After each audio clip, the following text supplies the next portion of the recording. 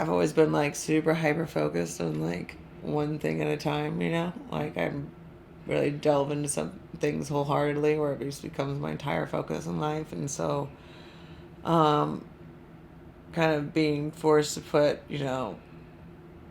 all plans to the side and have to find non-physical things to devote to. It's just, it's nice to like not have an all consuming obsession on one thing and actually have a bunch of like different things that I can um, do and improve and find interest and passion for. And so it's nice to not have to have that. I don't know, to not be reduced to a fraction of my personality all the time. I get to kind of be like more of myself and get to know myself without outside of whatever it is I'm currently obsessing over. To work together at some point. Like, I've never had anybody that could stay this focused for the time that we spend together. She's like in the moment right now, never loses track, never, isn't picking up her phone 100 times and going, like we were talking about.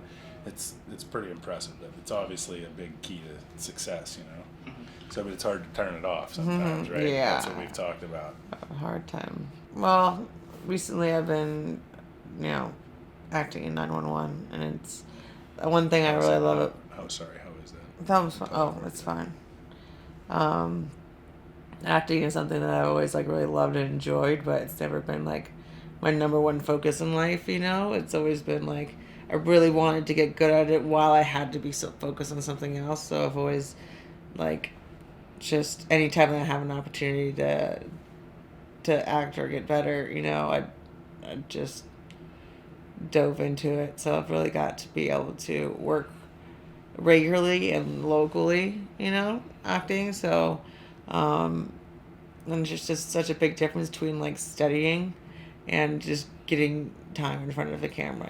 It's acting is one of those things where it's like it's really hard to get reps in outside of like a classroom or studying with a coach or something like that. Like you need to be working to get that experience. And I'm just really happy to be on